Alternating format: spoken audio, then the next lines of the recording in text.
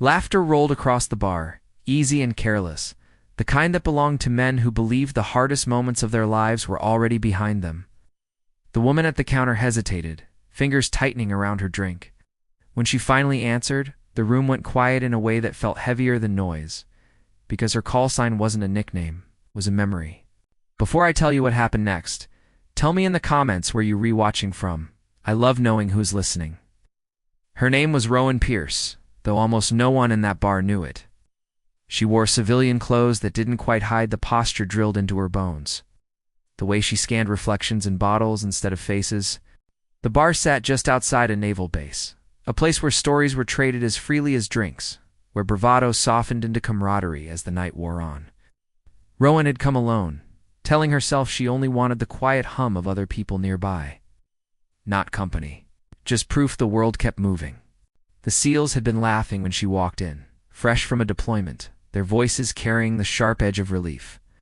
They noticed her because she didn't try to be noticed, because she listened more than she spoke, because something about her stillness tugged at instincts they trusted more than sight. So, one of them said eventually, friendly and curious, "What's your call sign?" Rowan felt the question settle into her chest. Call signs were meant to bond, to simplify. Hers had done the opposite. She thought of the first time she'd heard it crackle over comes, distorted by smoke and panic. She thought she'd never hear it again. "She was wrong, Atlas," she said. The word landed differently than she expected, not with laughter, not with dismissal. A murmur rippled through the bar, low and uncertain. One of the men straightened, recognition flickering across his face. "No way," he said softly. "That Atlas." Rowan took a slow breath. The smell of hops and wood polish faded, replaced by dust and heat and the weight of impossible responsibility. She hadn't planned to explain. She rarely did. But the room was listening now, not out of mockery, but respect. Atlas had been her call sign because she carried things, people, decisions. She'd earned it on a night when everything went wrong. The mission had started clean. Insertion at dawn, intelligence solid enough to trust. Then the world shifted. An unexpected convoy. Civilians where there shouldn't have been any. Orders crackling with uncertainty. Rowan had been the one on overwatch, watching paths converge that should never meet. She'd spoken up, suggested aborting. The call had come back negative, so she adapted. When the firefight broke out, it wasn't loud at first, just sharp bursts, confusion spreading faster than fear. A teammate went down, pinned in the open. Another froze, overwhelmed by the chaos. Rowan remembered the weight of her rifle, the tremor in her hands she forced into stillness.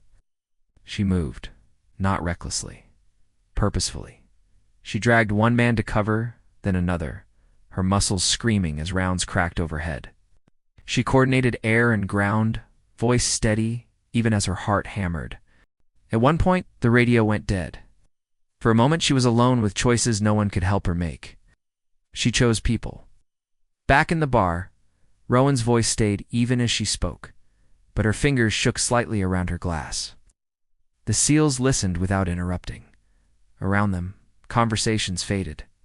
Someone turned down the music. "They called me Atlas because I wouldn't put anything down," she finished quietly. Not until everyone was accounted for. Silence followed, not awkward. Reverent. One of the men cleared his throat. "We heard about that op," he said. "Didn't know who held it together." Rowan looked away, gaze settling on the worn wood of the bar. Praise had always felt heavier than criticism.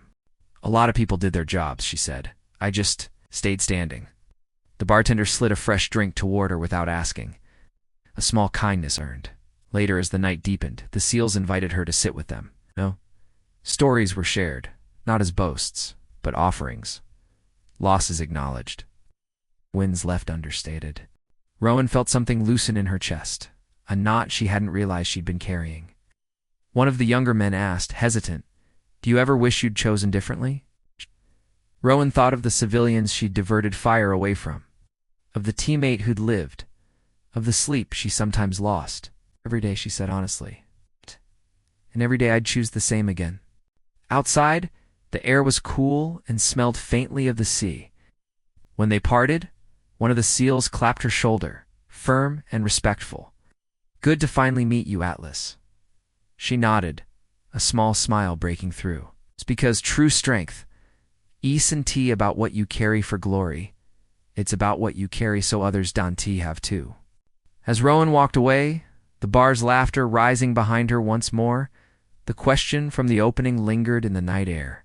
What's your call sign? Some names are jokes, some are legends, and some are promises you keep long after the mission ends.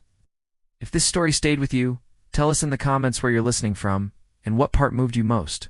Subscribe to Whispered Words for more stories of quiet courage and unseen sacrifice, because the strongest stories aren't, T shouted, they're carried.